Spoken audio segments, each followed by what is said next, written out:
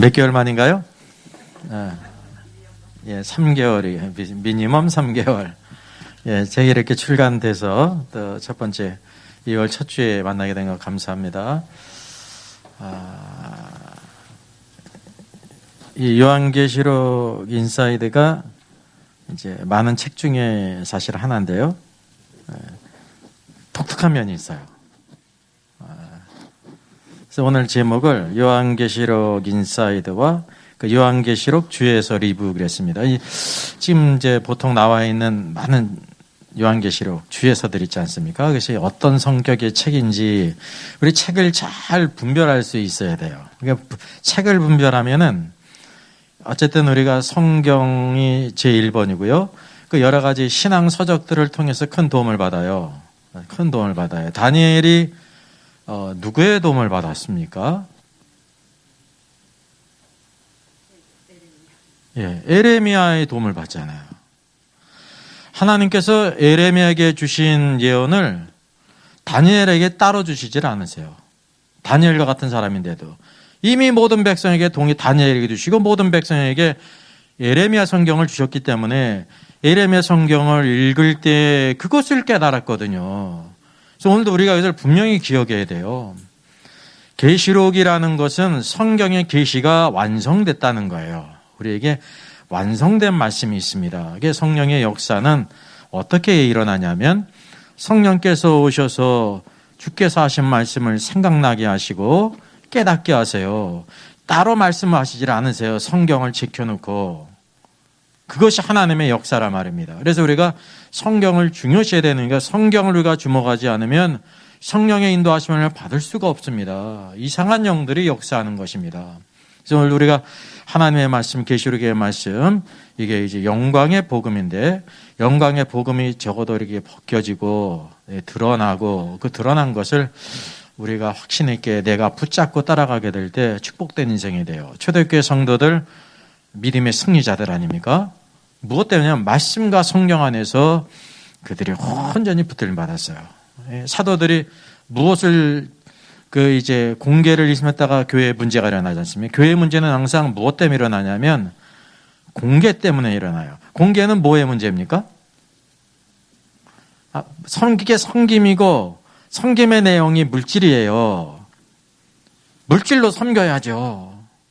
그 문제를 통해서 뭘 깨달았냐면 우리가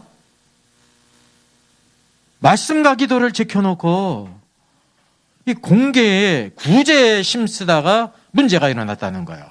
그래서 그거를 집사님들에게 맡기고 무엇을 전무하리라 그래서요?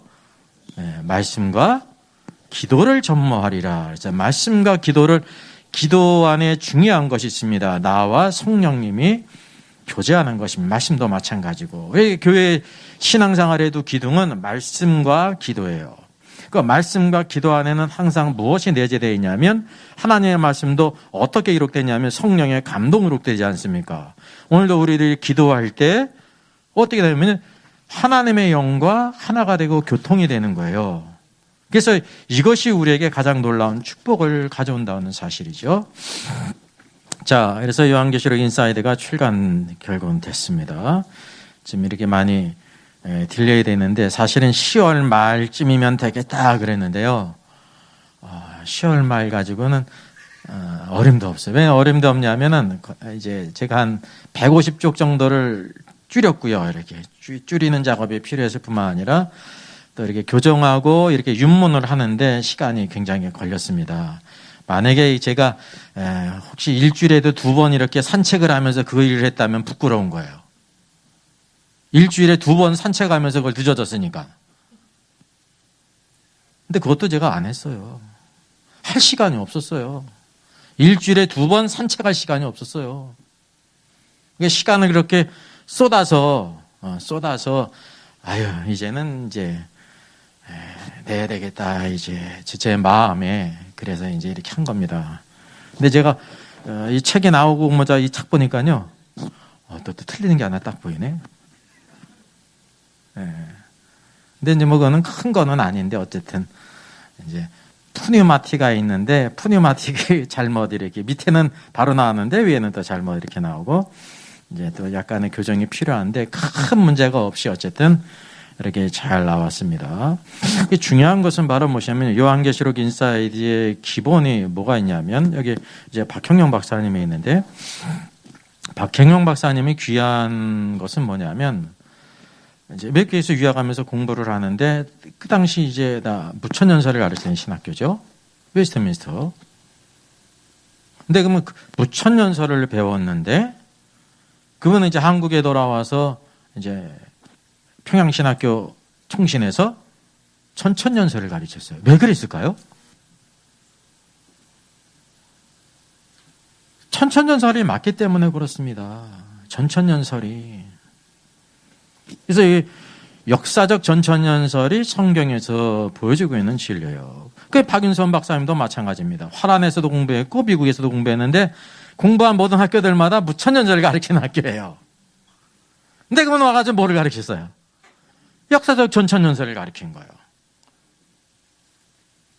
그거를 주목해야 됩니다. 대부분의 사람들은 자기가 배운 대로 가르치는 거예요. 모든 사람이 거의 그렇습니다. 99% 이상이 자기가 이게 배운 대로 가르쳐요. 근데 중요한 것이 요한계시록은 무천년설이 있고 전천년설이 있고 후천년설이 있지 않습니까? 이게 여기 보는 관점이 전혀 틀린데 오늘날까지 이 세 가지가 있는데 완전히 틀리거든요. 어느 것을 가르쳐도 큰 문제가 되지 않는다. 그렇게 하고 있단 말이죠. 이게 제가 볼 때 제가 IQ가 몇 자리예요? 여러분하고 동일해요. 3자리예요. 3자리. 그게 논리적으로 이성적으로 타당해요? 타당하지 않아요? 타당하지 않죠. 무천년설은 초림부터 재림까지가 천년왕국이야. 예수님이 왕노릇 하시는 거예요. 교회가 왕노릇 하는 거예요. 그 왕노릇 하는 이면에는 뭐가 있냐면은 마귀가 무적행에 갇혔기 때문인 거예요. 예수님 초림 때부터 지금 재림 때까지 마귀가 무적행에 갇혔다는 거예요. 그게 무천년설이에요.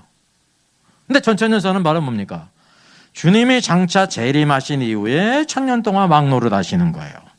그리고 그때 무적행에 갇히는 거예요. 같아요? 틀려요? 전혀 틀리다 말입니다. 후천년설은 무천년설과 비슷한데 이제 무천년설은 교회가 왕노릇 하는 것인데 반해서 후천년설은 우리 인간이 모든 교회나 모든 불신자나 세상 모든 사람들이 막 교육과 과학 문명에 발달해 가지고 인간의 힘으로 천년왕국을 이룬다는 거예요. 후천년설은. 근데 과거 청교도에 속한 1700년도, 1800년도의 청교도라고 부르는 모든 분들은 신앙이 신실했잖아요. 모두 다 어떤 것을 믿었는지 아십니까? 후천년설을 믿었어요. 근데 1차 세계대전? 웬걸? 2차 세계대전을 하면서 교육 문명이 발달하면서 세상 살기는 좋아진 것 같은데 천년왕국이 오는 것이 아니라 인간이 멸망하게 생겼구나. 이걸 비로소 경험하고 깨달았어요. 그래서 오늘날 후천년설을 추종한 사람은 없습니다. 자연히 다 경험해 보지 않았습니까? 공산주의를 다 경험해 본 것처럼. 그래서 이제 후천년설은 이제 한물 이렇게 갔습니다. 완전히. 시대가 지나면서 경험을 통해서 알게 됐단 말이죠. 그래서 남은 것이 무천년설과 전천년설인데 여전히 오늘날도 그냥 어느 것을 가르쳐도 큰 문제가 되지 않는다라고 가르치는 것이 제가 볼 때는 그게 비논리적이고 비이성적이고 비성경적이라는 것입니다. 그게 뭐냐면 우리의 한계였다는 거예요. 그거를 넘어가지 못했다는 거죠. 왜냐? 무천년설의 단점도 있고 사람이 볼 때 전천년설에 막 단점이 있어요. 근데 그 단점을 난제를 해결하지 못했기 때문에 그대로 이렇게 둔 거란 말입니다. 근데 알다시피 제가 영상을 올린 것이나 제가 이전에 책 낸 것이나 이 책을 보게 되면 그 모든 난제라고 불리는 것들이 우리가 몰라서 그런 것이지 성경이 말씀하지 않은 것이 아니라고 하는 사실이죠. 그래서 성경의 가르침은 다 무엇이냐면 역사적인 전천년설입니다. 그래서 박윤선 박사님도 그렇게 가르쳤고 그 위에 박어론 박사님도 그렇고요. 그다음에 이제 지금 이제 명예교수로 계시는 김길성 박사님도 전천년설이죠. 역사적 전천년설. 그럼 미국의 덴버 신학교에 있는 정성욱 박사님도 역사적 전천년설입니다. 그리고 장신대로 가면은 이전에 이제 박수환 교수님도 역사적 전천년지고 그 후에는 이제 무천년으로 교수들이 다 이렇게 물갈이 되면서 무천년이 됐고 또 이제 고신대도 한정건 교수님이 이제 지금 은퇴하셨는데 이분만 이제 역사적 전천년설인데 다른 분들은 또 무천년이 다 거의 포진하고 있습니다. 오늘날 제가 신학교별 그 교단별 신학교별 전천년설, 천년설에 대해서 영상을 올린 게 있지 않습니까? 거의 100%가 지금 무천년설을 가르치고 있는 거예요. 그 가운데 모든 목회자들이, 후보자들이 이제 신학을 해가지고 강도사가 되고 목사님이 돼가지고 무엇을 가르쳐요? 자연히. 거의 99% 이상 무천년을 가르치는 것입니다. 혹시 전천년을 가르치는 분 있겠죠? 나중에 성경을 이렇게 연구해가지고. 그러나 배운 대로 모두 다 그렇게 가르치고 있다고 하는 사실이에요. 그 중요한 것은 이제 교회사를 통해서 쭉 보게 될 때 원줄기가 있잖아요. 그래서 오늘도 어디로 돌아가자 그래요? 초대교회로 돌아가자 그랬잖아요. 그럼 초대교회 신앙이 참 귀한데 그 초대교회 때는 어떤 신앙을 가졌을까요? 그냥 무천년적인 천년설기를 믿었을까요? 역사적 전천년설을 믿었을까요? 후천년설을 믿었을까요? 역사적 전천년설이에요. 그게 교회사에 쭉 다 나오는 것입니다. 그러다가 로마 카톨릭화 되면서 무천년으로 바뀐 거죠. 그리고 종교개혁이 됐는데 여전히 그것을 이제 믿음으로 말미암은 의를 회복했지만 여기 천년기에 대한 계시록에 대한 모든 것은 무천년설을 그대로 탑습하고 있는 겁니다. 그리고 간간히 역사적 전천년설을 가르치는 분들이 있어요. 다는 아니지만. 그래서 우리가 성경의 뿌리뿐만 아니라 교회 사적으로 볼 때도 무엇이 그 성경의 가르침이냐면 역사적 전천년설을 합니다. 이것이 우리들에게 소망이고 우리에게 주시는 힘과 능력이에요. 그래서 성경은 오늘도 우리에게 영광스러운 소망을 우리에게 보여주고 있는 것입니다. 그리고 그 소망의 중심이 누구십니까? 예수 그리스도십니다. 예수 그리스도께서 다시 오시는 것은 우리가 다 이렇게 천년왕국을 만들어 놓은 다음에 그냥 이렇게 오시는 게 아닙니다. 그분이 오실 때 비로소 모든 것이 완성이 되는 것입니다.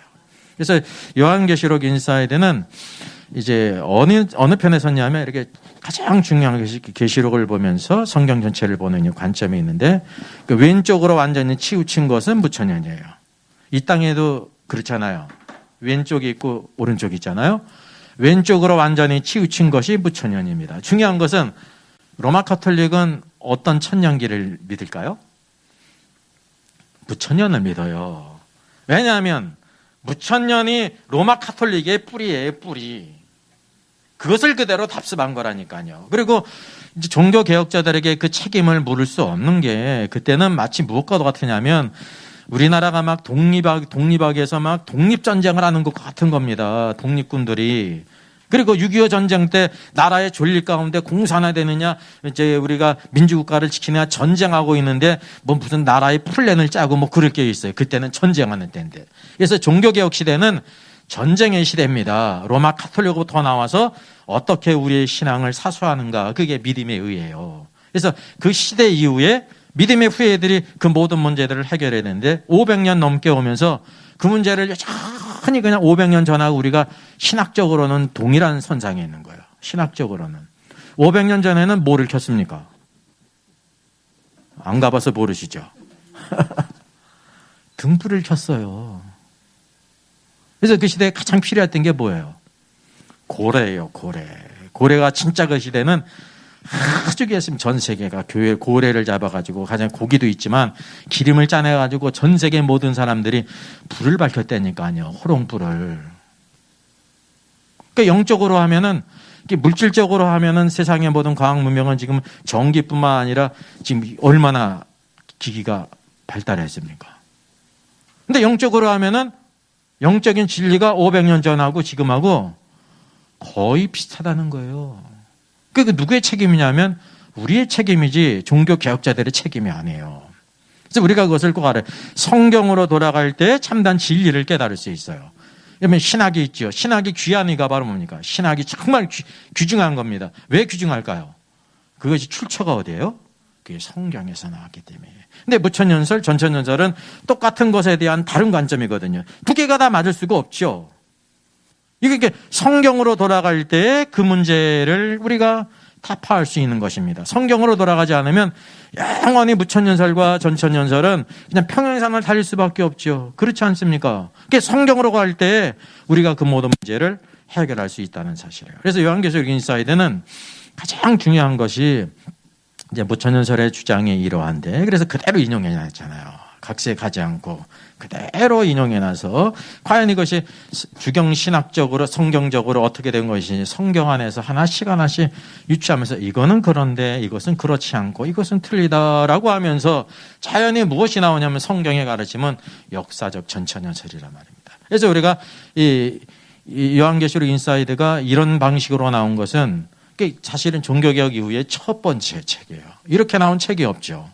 그리고 이때까지의 모든 주석들은 1장 1절, 2절, 3절, 4절 해가지고 이렇게 쪼막쪼막 내가지고 다 그렇게 했습니다. 그래서 여러분 기회가 되시면 제가 이 책에 인용한 무천년설 책이 그레고리 빌이잖아요. NIGGT 이제 세물결 플러스에서 나왔고, 또 이제 이필찬 요한계시록 연구소장님이 쓴 에스카톤 요한계시록이 있죠. 1장 11절 에덴의 회복. 그분은 이제 계시록을 에덴의 회복이라고 봐요. 에덴의 회복. 그걸 이제 인용을 했는데 그 책을 한번 여러분 보세요.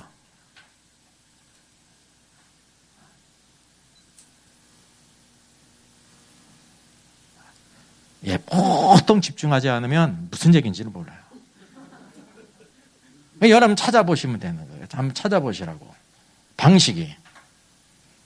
근데 이 책은 어떻게 했냐면 차례대로 쭉 1장부터 차례대로 하면서 주제별로 한 주제씩을 이렇게 달았습니다. 주제를. 그런 방식으로 달았습니다. 그러니까 이 모든 말씀은 이때까지 나온 방식과는 전혀 틀리죠. 그리고 이제 간간히 중요한 것은 헬라어 언어가 나올 수밖에 없지 않습니까? 근데 헬라어가 어려운 게 아니라 헬라어나 영어나 똑같은 거예요. 외국어로. 그래서 그게 우리말 발음으로 놓고 그 뜻이 바로 무엇인지를 또 파싱해 놓고 그것이 성경 안에서 어떤 의미인지를 이렇게 했으니까 사실은 이게 어려운 책이 아니에요. 우리 각자의 전공 분야가 다 있지 않습니까? 뭐를 하든지. 자기의 전공 분야처럼만 성경을 생각하면 어렵지 않은데 그런 생각을 갖지 않으면 아니니까 어렵다고 생각하는 겁니다. 적어도 생판모르는 영어를 공부하는 이제 나이 드신 분이 있다고 해봐요. 생판모르는 영어를 공부하는 것보다 이 책 읽는 게 쉽다니까요. 여러분 그렇게 생각하시면 되는 거예요. 여기에 다 그대로 모든 것을 다 풀어놨단 말이에요. 이게 성경에서 주경신학적으로 이제 무천년설이 왜 잘못됐는지, 또 역사적 전천년설이 왜 성경적인 가르침인지를 하나씩 잘 풀어놨습니다. 그런 관점으로 보게 되면 이 책이 어렵지 않은데 그냥 일반 책들처럼 소설책처럼 이제 설교를 듣는 것처럼 편히 읽을 생각하는 사람은 이 책이 어려운 거예요. 왜? 관점이 틀리거든요. 관점이 틀려. 그래서 이 책을 절대로 어렵게 생각하지 마시고, 이 책은 누구를 위해 쓴 거냐면 첫째는 목회자를 위해 썼을 뿐만 아니라 성도들은 둘째냐, 그게 아닙니다. 성도들이 요한계시록을 하나님께서 목회자에게 주셨어요. 우리 성도들에게 주셨다니까. 성도들이 알아야 할 책이에요. 그래서 이제 적어도 이제 그냥 객관적으로 이제 어렵게 생각하는 사람이 있을 거 아닙니까? 적어도 이제 정상적인 신자라고 하면 적어도 40% 50%는 하여간 또 누구든지 다 읽을 수가 있어요. 읽지 못하는 거는 누구의 탓이냐면 본인의 탓이에요. 자기가 선을 이렇게 걸어. 이렇게 어려워. 어려워요. 왜냐하면 동화책 읽듯이 생각하듯이 하니까 성경을 모르는 겁니다. 그러니까 이거를 읽은 다음에 뭐든지 우리들이 말씀도 제대로 전할 수 있고 신앙생활에 바로 분별할 수가 있어요. 이게 분별할 수 있어야 돼요. 지금 이것이 양립하는 시대이기 때문에 그래서 반드시 이런 책이 있어야 되겠다는 제가 그런 확신을 가졌어요. 그렇지 않으면 내 주장만 하는 것이 된단 말이에요. 이걸 잘못된 주장이 왜 잘못됐는지를 말하지 않고 주장하는 건 또 반쪽이지 않습니까? 그런 의미에서 이 책이 귀하다는 것입니다. 자, 그리고 이제 무천년설은 계시록을 볼 때 어떻게 말하냐면 묵시문학이라고 그래요. 묵시문학. 묵시문학을 대표하는 것이 뭐가 있습니까? 도마복음도 있고 성경 아닌 것들, 외경, 위경, 가경, 그 시대 어떤 사람들이 끄적인 거, 그게 다 뭐냐면 계시가 없이 쓴 거는 묵시문학이거든. 묵시문학의 근원은 다 어디에 있냐면 사람에게 있습니다. 그래서 무천연설은 계시록을 보는 관점이 묵시문학이라고 하는 것입니다. 그래서 여기 묵시문학의 관점이 있고요. 구약의 관점, 구약은 이제 다 예언이잖아요. 계시잖아요. 하나님의 예언. 관점이 이렇게 틀려요. 역사관이 악을 세상이 주관하고 있다. 묵시문학은. 근데 성경은 하나님이 세상을 주관하고 있다. 하나님의 주권을 강조하죠. 그리고 회개의 문제에 대해서도 선하고 위로운 회개가 불표래. 묵시문학은 회개를 강조하지 않아요. 관심이 없어요. 근데 성경은 항상 끊임없이 회개를 촉구하지 않습니까? 바벨론 토에도 이스라엘을 이제 바벨론 포로 시기에 묵시문학에 대한 모든 관점은 하나님께서 이스라엘을 기롭게 하는 자라 이렇게 바벨론을 그렇게 봤습니다. 외적으로 맞죠. 바벨론이 이스라엘을 멸망시키고 포로로 끌고 갔으니까. 그러나 하나님의 계시의 말씀은 바로 뭐냐면 하나님의 심판의 도구라는 거죠. 분명히 이스라엘을 기롭게 하는 게 기롭게만 했습니까? 근데 그 뒤에 바로 뭐냐면 하나님께서 그 바벨론을 통해서 우리를 심판하셨다. 우리의 죄악 때문에. 그거를 계시에는 구약 성경에는 있다고 하는 사실이죠. 내세에 가는 것도 마찬가지예요. 많은 말을 해요. 근데 여기 구약 성경에서는 그렇게 많지를 않습니다. 일부 있지. 중요한 관점 다니엘서 이렇게 스가랴서 있지요. 또 열방의 미래에 대해서도 이방을 하나님이 철저히 심판하신다고 말하는데 성경은 하나님 앞에 영광과 찬양을 올려드린다. 그죠? 이방이 다 여호와 하나님을 찬양한다고 말하고 있잖아요. 결국 놀라운 것들을 우리에게 보여주고 있습니다. 그 기록 방법도 이 묵시문학은 처음부터 비밀 문서예요. 수많은 코드들로 해가지고 보통 사람들은 알아보지 못하게 막 이렇게 숨겨놨다는 거죠. 근데 구약의 예언은 바로 회개를 촉구한 후에 그 모든 것을 다 알게 기록하고 있다는 사실입니다. 이게 결론이 바로 무엇이냐면 묵시문학은 성경과 전혀 성격이 틀려요. 그러나 구약 성경은 다 하나님의 말씀이라는 것을 알게 됩니다. 그래서 이제 무천연설은 요한계시록을 무엇으로 취급하냐면 문학으로 취급해요. 묵시문학. 그래서 여기 그 표가 나오죠. 요한계시록을 계시라고 성경이 계시잖아요. 이게 천천연설은 하나님의 계시라고 믿습니다. 근데 무천연설은 묵시라고 믿어요. 이게 같은 말이 아니에요. 이게 계시와 묵시는 전혀 틀려요. 요한계시록을 누가 쓰게 하시냐면 성령의 감동으로 쓰게 했잖아요. 근데 묵시문학은 누가 쓴 거예요? 사람이 쓴 거예요. 계시가 없이. 내가 마지막 때 일어날 일들을 한번 멋있게 써야 되겠다. 악한 이방놈들은 하나님이 다 심판하시고 우리는 다 승리하는 것을 써야 되겠다 그래가지고 요한계시록을 요한이 썼다는 거. 묵시문학의 관점이 바로 그런 것입니다. 그래서 여기 보니까 쓴 사람을 성경에서는 모두 누구라고 부릅니까? 기자라고 불러요. 성령의 감동으로 기록했지 자신의 생각으로 쓴 게 아니에요. 기록을 한 것이지. 근데 묵시문학은 무엇으로 간주하는 거예요? 요한 묵시록 할 때는 요한이 자신의 생각을 갖고 의도를 갖고 다 이렇게 썼다는 겁니다. 구약 성경을 참조하고 이거는 너무 심해 그래가지고 줄이고 막 이렇게 하면서 썼다고 말하는 것이 바로 묵시문학이에요. 그게 무천연설이에요. 그러니까 익명성의 문제에 있어서도 저자를 밝혀요. 요한계시록은 요한이 썼다고 밝히지 않습니까? 그러니까 묵시문학은 저자를 밝히지 않아요. 익명이에요. 그래서 다른 유명한 사람, 에녹이라든지 막 이렇게 유명한 사람의 이름을 이렇게 갖다가 쓴다는 거죠. 이게 뭐냐? 가짜로 쓴 것이기 때문에. 그 독자들에게는 덮은 것을 열어 알리는 게 계시입니다. 아포칼립시는 이렇게 덮어놨는데 하나님께서 그거를 벗겨서 알게 하시는 거예요.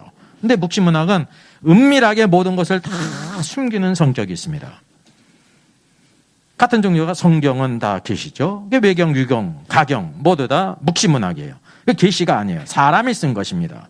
그래서 계시에는 오류가 있습니까? 없습니까? 없어요. 완전하단 말입니다. 넣을 수도 없고 뺄 수도 없는 말씀입니다. 근데 묵시는 전혀 오류가 많습니다. 오류가 많아요. 왜 오류가 많다고 그랬냐면 100% 오류는 아니고 사람이 썼지만은 뭐를 다 참조를 했어요. 구약 성경을 참조하면서 갖다 쓰면서 맞는 말도 있으면서 틀리는 게 많이 있으니까 오류가 많은 겁니다.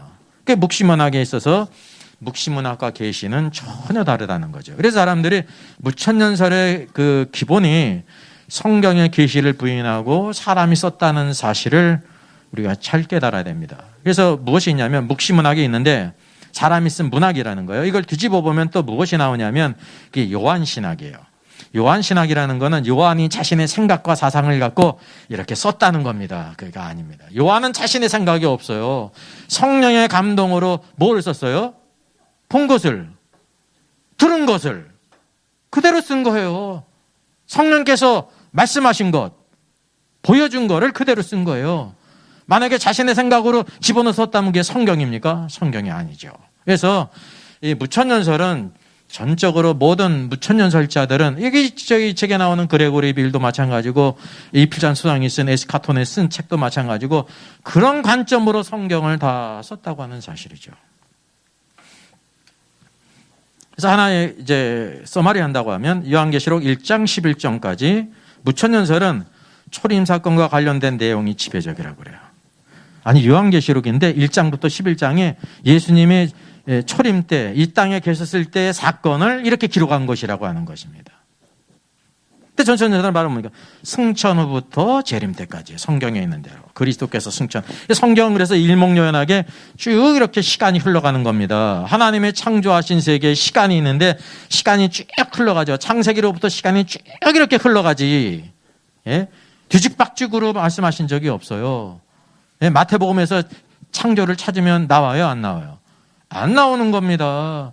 예수님의 그 초림 탄생을 만약에 사도행전에서 찾으면 나와요, 안 나와요? 안 나와. 어디에 나오냐면 그것도 복음서의 첫 부분에 나오죠. 왜냐하면 시간이 쭉 흘러가는 대로 이렇게 써주신 거란 말이죠. 그 계시록은 예수 그리스도께서 승천하신 후부터 재림과 또 천년왕국과 새하늘과 새 땅까지를 포함하고 있다는 것이죠. 그리고 12장부터 22장 이게 자연이 여기에 나누는 것인데 여기는 이제 상대적으로 재림이 상대적으로 많고 초림도 있다는 거예요. 대표적으로 요한계시록 12장에 누가 나옵니까? 해를 입고 12변의 면류관을 쓰고 있고 달을 밟은 여인이 나오지 않습니까? 그 여인이 누구를 낳아요? 사내 아이 남자아이를 낳잖아요. 이걸 무천년설은 뭐라고 말해요? 마리아가 예수님을 낳은 것이다. 아니, 서신서에도 사도행전에도 예수님의 탄생이 안 나오는데 계시록 12장의 가운데에 그 예수님의 탄생이라고 하는 거예요. 그러니까 얼추 보면 비슷하죠. 근데 전혀 잘못됐다고 하는 사실이죠. 그러니까 이런 성경관 구조가 완전히 틀리다는 사실입니다. 그래서 12장, 22장은 계시록의 상세부예요. 1장, 11장은. 제가 11장까지 쓴 이유가 바로 뭐냐면 이제 분량도 그랬을 뿐만이 아니라 11장까지가 전반부예요. 전체적인 개요를 쭉 보여주고 있습니다. 그래서 마지막 7번째 나팔이 불 때 뭐가 임해요? 모든 세상 왕국이 그리스도의 왕국이 되어 그분이 왕노릇 하신단 말입니다. 이게 전체적인 개요를 쭉 보여주고 있고 12장부터는 세세하게 중요한 부분들을 우리에게 보여주고 있는 거예요. 그래서 이제 전반부는 이렇게 전체 개요부고 후반부는 상세부로 이루어졌다는 사실이죠. 그리고 중요한 것은 해석법에 있어서 무천년설은 병렬식으로 해석합니다. 이제 뒤에 간단히 또 나옵니다. 근데 우리가 알다시피 성경의 모든 것은 다 시간 안에서 흐름이기 때문에 직렬식이에요. 시간이 이렇게 흘러가지 뒤죽박죽으로 이렇게 성경이 기록되질 않았어요. 그러니까 원칙이 있어요. 초림은 복음서에, 다른 성경은 관계가 없지 않습니까? 근데 계시록, 무천년설은 계시록의 1장부터 11장이 다 거의 대부분 초림에 대한 말씀이라고 하고 12장도 예수님의 탄생이라고 말하고 있단 말입니다. 그리고 계시록에 보면 천년왕국을 또 뭐라고 얘기를 해요? 그게 바로 초림 때부터 천년왕국이다. 그러니까 이제 성경을 완전히 뒤죽박죽으로 만들어놨는데 그런 이유가 무천년설을 만든 사람들이 로마 카톨릭이에요. 로마 카톨릭의 입장에서는 교황이 하나님의 대리자로서 온 세상을 통치하고 있잖아요. 그래서 온 세상을 통치하고 믿었다니까요. 그 자연히 그때가 천년왕국이 되어야 되는 거예요. 교황이 통치하고 있으니까 어떻게 하고 있어야 돼요? 예수님의 초림 때 마귀가 무저갱에 갇힌 것이 되어야 된단 말이죠. 이 무천년설은 로마 카톨릭이 주장하면 그런 대로 로마 카톨릭이 주장하는 게 거짓인데 거짓에 맞는 논리예요. 교회가 막노릇하니까 교황이. 근데 오늘날 종교개혁 이후에도 이것을 아무 비판 없이 왜냐면 그때는 그럴 겨를이 없었거든요. 그냥 그래서 교회가 막노릇하는 것으로만 이렇게 바꾼 거예요. 로마 카톨릭은 로마 카톨릭이 막노릇하는 것으로 이제 가르쳤는데 종교개혁 이후에는 대상만 바꿔가지고 교회가 왕노릇 하는 걸로만 이렇게 바꿨단 말이죠. 근데 그거를 종교개혁자들의 책임으로 돌릴 수가 없는 거예요. 그때는 피를 튀기는 진짜 전쟁의 시기였습니다. 그 이후에 있어야 될 일이라는 사실이죠. 그래서 우리가 무천년설의 그 정체가 무엇인지를 확실히 알아야 돼요. 이게 뭐든지 로마 카톨릭하고 무엇인가 공유하고 있다는 것은 어떤 의미일까요? 로마 카톨릭하고 뭔가를 공유하고 있어요. 그거 어떤 거예요? 주님 보실 때 징그러운 거예요. 그게 주님 보실 때 가증한 거예요. 네? 세상과 짝한 것이 뭐라고 그랬어요? 간음한다 그랬습니다. 여기 영적인 간음이거든요. 세상과 짝하는 것도 간음하는 건데 로마 카톨릭과 이 교리를 공유하고 있어. 전혀 본질이 틀린데 그 문제가 있는 거죠. 우리가 그걸 꼭 기억해야 되는 것입니다. 교회의 순수성을 우리가 지켜야 된다는 것입니다. 그래서 우리가 알다시피 무천년설에 보는 이제 계시록의 관점은 이게 병렬식인데, 병렬식이 바로 뭐냐면 이제 초림이 있고 재림이 있잖아요. 왼쪽은 초림, 오른쪽은 재림이 있는데, 여기 계시록 6장 1절부터 첫 번째 인이 나오지 않습니까? 첫 번째 인이 나오고 계시록 8장에 이제 일곱째 인이 나오는데, 첫 번째 인부터 일곱째 인이 초림부터 재림까지의 기록이라는 거예요. 근데 인이 있으면 뭐가 있어요? 나팔이 있잖아요. 일곱 나팔이 있죠. 일곱 나팔이 계시록 8장 7절에 있고, 이제 일곱 번째 나팔이 계시록 11장에 있는데, 이 첫 번째 나팔이 또한 초림 때, 예수님 초림 때의 첫 번째 나팔이 불었다는 거예요. 그리고 재림 때의 마지막 나팔이 불고, 또 나머지 뭐가 남습니까? 일곱 대접이 있지 않습니까? 일곱 대접의 첫 번째 대접이 계시록 16장인데, 그때가 예수님의 초림 때라는 거예요. 초림 때부터 쭉 두 번째, 세 번째 대접을 계속 초림 때 뒤집어 엎었다가 마지막 주님의 재림할 때 일곱째 대접의 심판이 있다는 거예요. 이렇게 세 개의 병렬 구조로 보는 겁니다. 그리고 계시록을 완전히 어떻게 했습니까? 뒤집어 엎은 거예요. 이 병렬식은.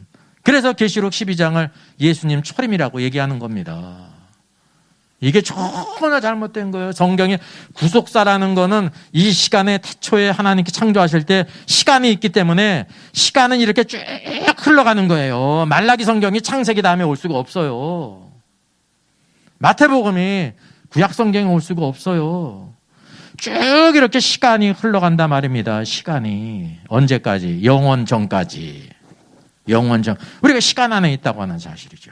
그래서 1000년이 하루 같고, 하루가 1000년 같으니 한 가지를 잊지 말라 그랬잖아요. 1000년이 하루 같다는 것은 그때까지가 여전히 지금과 같은 뭐가 있다는 거예요? 시간 안에 있다는 것입니다. 그리고 새하늘과 새 땅에서는 영원이기 때문에 영원입니다. 영원. 그래서 무천년설의 관점은 병렬식, 계시록을 병렬식으로 해석하기 때문에 완전히 계시록의 구조를 그냥 완전히 뒤집어 엎어놓은 거예요. 이게 절대 알 수가 없어요. 이게 이제 로마 카톨릭의 성경에 보는 관점이라는 거죠. 그래서 이제 첫 번째로 인용한 책이 그레고리 비일입니다. 이게 무천년설적인 관점이죠. 이렇게 1000쪽이 넘는 두 권으로 이렇게 집필된 겁니다. 그러니까 무천년설도 이렇게 1000쪽 넘게 두 권으로 집필된 거는 그렇게 많지 않습니다. 이게 이제 대표적인 책이에요. 그래서 무천년설. 현존하는 주석 중 정밀성, 포괄성 가장 뛰어난 주석 시리즈. 그래가지고 이렇게 이제 거기 추천의 글에 이렇게 있습니다. 무천년설이 볼 때는 이게 대북격이에요. 그래서 제가 이 책을 이렇게 인용했죠. 가장 많은 사람들이 보는 책이니까. 지금 웨스트민스터 신학과 교수시에요. 그러니까 번역을 오광만 교수가 했습니다. 왜냐하면 웨스트민스터에서 이제 MD-합의를 하고 THM을 했거든요. 물론 박사는 이제 합동신학원에서 박사학위를 해가지고, 근데 거기서 배웠으니까, 무천년을 배웠으니까 이 책을 번역했습니다. 이 책을 번역하는데도 2년 걸려야 되나 3년 걸려야 되나, 진짜 노력한 거죠. 번역하는데도. 그래서 이 책이 나온 거예요. 여기 보게 되면 요한계시록에 대한 무천년설 해석과 상징적 해석의 정수를 알고 싶다면 이 주석을 반드시 옆에 두고 읽어야 한다 그랬어요. 그렇지, 맞아요. 뭐를 알려면? 무천년설의 정수를 알려면은 이게 그만큼 대표적인 책이라는 거예요. 무천년설 가운데 이 책을 능가하는 책이 없어요. 그렇게 대표성이 있는 책입니다. 그러니까 이분도 뭐를 가르치겠어요? 부처님서를 가르치겠지. 여기 문화생들은 다 부처님서를 배우겠죠. 이제 그거 배운 다음에 이게 틀리는구나 알았으면 괜찮은데 이제 그건 모르는 거죠. 대부분 모르죠. 예. 신학교에서 신학을 제대로 공부하지 못하면 목회할 때 일반적으로 성경을 연구할 기회가 없습니다. 바쁘기 때문에. 예, 목회자들이 정말 바빠요. 그건 알아야 돼. 근데 문제는 뭐냐면 성경을 연구할 기회가 없기 때문에 그냥 그 배운 대로만 그 위에서 말씀을 전하는 거야. 그러니까 모든 말씀들이 다 방향이 어떻게 돼요? 잘못 나간다는 것입니다. 이게 신학이 중요한 것입니다. 자, 여기 영광의 복음 요한계시록에 있는데 이 책을 한 것은 이제 오강만 교수가 또 계시록을 책을 썼습니다. 그 이분이 교수시기 때문에. 예, 개인적으로는 제 대학 동기입니다. 예, 그레고리 빌 이제 NIGCD를 번역했죠. 지금도 이제 교수 지금 직위에 있고, 무천에서 관점으로 이 책을 썼습니다. 이건 뭐는 길게 쓴 건 아니고 이제 이렇게 쭉 간단히 432쪽 이렇게 써마리 정도 한 거죠. 그 모든 관점은 그레고리 빌을 이제 벗어나진 않아요. 같아요. 근데 이제 이렇게 또 자기의 관점을 가지고 쓴 것이죠. 이것도 이제 무천연설이고, 또 여기 보니까는 그 박연선 목사님, 남포교회 담임 목사님이시죠. 과거에 이제 80년, 90년대 지금의 책을 지금 그래도 신앙서적을 본 분이면 잊지 않고 기억나는 책이 있죠. 뭐가 있습니까? 하나님의 열심. 하나님의 열심 몰라요? 하나님의 열심 몰라요? 그렇게 많이 팔린 책인데? 그래, 많이 팔렸어도 모를 수 있죠. 많이. 이제 물론 이제 그 외국 신학자들의 이렇게 한 거를 그거를 토대로 해가지고 그걸 은혜 받고 이제 설교식으로 이렇게 한 겁니다. 남포교회 담임이시고 합동신학교에도 이제 강사로도 이렇게 수고하셨죠. 여기 있는 것처럼 그릇된 신학으로 내세적 도피에만 머문다면 성경이 말하는 종말론을 제대로 이해하지 못할 것이다. 이 말은 자체는 맞아요. 잘못된 신학으로 내세적 도피에만 머문다고 하면 그 이제 치우친 거 아닙니까? 근데 그레고리 빌 요한계시록 주석을 통해 한국교회가 종말이 오늘이라는 신앙 현실의 목표와 내용을 만든 힘으로 작동하고 있다는 사실을 알게 되기를 바란다 그랬습니다. 이 종말은 분명히 언제부터 종말이냐면 예수님이 오셨을 때가 종말입니다. 우리가 그걸 아셔야 돼요. 에스카톤이라는 거는 마지막 때 대환란이 종말이 아니라 예수님이 아들이 직접 오신 게 종말이에요. 그 중요한 거는 뭐를 구별해야 되냐면 계속 종말이잖아요. 이 마지막 때를 뭐라고 부르면 좋아요? 예, 말세지말. 스님이 말세. 이제 그 시작이 아니라 마지막 때의 모든 징조가 이루어지는 것. 그것을 깨달아야 된다는 것을 모른다는 사실입니다. 이 말 자체는 맞습니다. 종말은 예수님이 오셨을 때 종말입니다. 근데 우리는 상관도 없는데 2000년 전에 우리 존재하잖아요. 종말은 그때인데 오늘도 이 마지막 때 말세 지말에 대한 모든 것들을 요한계시록과 마태복음과 이런 다니엘서를 통해서 우리에게 보여주고 있다는 걸 무천여서는 간과하죠. 왜냐하면 다니엘서든지 모든 말씀들을 다 언제 있었던 것으로 간주해요? 예수님 초림 때. 인간님이 다 옛날 얘기로 만드는 거예요. 무천연설은. 그러니까 이렇게 말씀을 가르치면 일반적으로는 말씀을 잘 가르쳐가지고 하나님 열심 같은 거는 막 30세 40세 해가지고 수많은 사람들이 보고 설교의 은혜를 받지만은 그 방향성은 어떻게 되는 거예요? 전혀 틀리게 된다는 거죠. 이게 얼마나 안타까운 일입니까? 그게 무천연설이에요. 또 여기 보게 되면 대구 동부교회 담임 목사님이죠. 김석태 목사님. 이제 강해자로 유명한 분입니다. 가장 최근의 성과이자 요한계시록의 진정한 의미를 잘 밝힌 책이 그레고리 빌의 계시록이다. 연구 방향을 알려주고 있고 본문 주석에서 간결하면서도 풍부하게 구약 성경의 배경까지 제시해주고 있다. 제가 읽어보니까 간결하지 않습니다. 간결하지 않습니다. 5번 읽어도 뭔 얘기하는지를 몰라요. 이게 맞다는 건지 틀리다는 건지 이 사람이 주장이 뭔지 몰라요. 7번 정도 알아야 그랬나? 그러는 거예요. 그게 이제 외국 사람들의 그 쓰는 스타일인가 봐요. 논문. 다 이것저것 다 썼어. 그냥 아주 방대, 내용은. 근데 중요한 것은 방향이 전혀 다른 데 있는 것은 무천년인 거예요. 옛날 얘기예요. 초림 때. 계시록이. 초림 때 얘기야. 그 초림 때 얘기니까 큰 관심이 있어요, 없어요? 없는 거지. 이뤄진 걸로 말하니까. 그래서 이건 이제 무천년설이라는 거죠. 그러니까 이거 그럴 수밖에 없는 게 목회자들은 성경은 연구는 못해요. 설교를 연구를 하지만 설교는 연구는 하거든요. 근데 이런 것 자체를 연구하지는 못해요. 거의 시간적으로도 그렇고. 그러니까 이제 이렇게 배운 대로 또 이렇게 그레고리 빌 같은 그 큰 책이 있으니까 그 책에 있는 대로 가르친다는 사실이죠. 자, 여기 또 이제 리처드 복음도 여기 이렇게 추천을 글을 썼습니다. 그럴 수밖에 없는 게 이분도 무천년설이거든요. 요한계시록 연구를 위한 귀중한 지침서가 자원이 될 것이다. 놀라운 결과를 보여줄 것이다. 이제 같은 리처드 복음의 모든 책들은 다 무천년설입니다. 또 이게 권영경 교수가 있죠. 이분도 이 그레고리 빌 책을 막 극찬을 했습니다. 성경 연구와 주석식의 최고 모범 사례 중 하나다. 치밀한 본문과 논리적 흐름에 대한 세심한 관찰, 사상적 고향에 해당되는 구약과 유대인 신앙적 일관된 관심 쭉 그래가지고 이 책에 널리 활용되어 큰 유익을 끼치리라 기대한다 그래가지고 최고의 찬사를 이렇게 썼습니다. 그러면 이분이 어떤 분인가를 한번 판단해 볼까요? 생각나실 것 같아요. 제가 여기 다루지 않았습니까?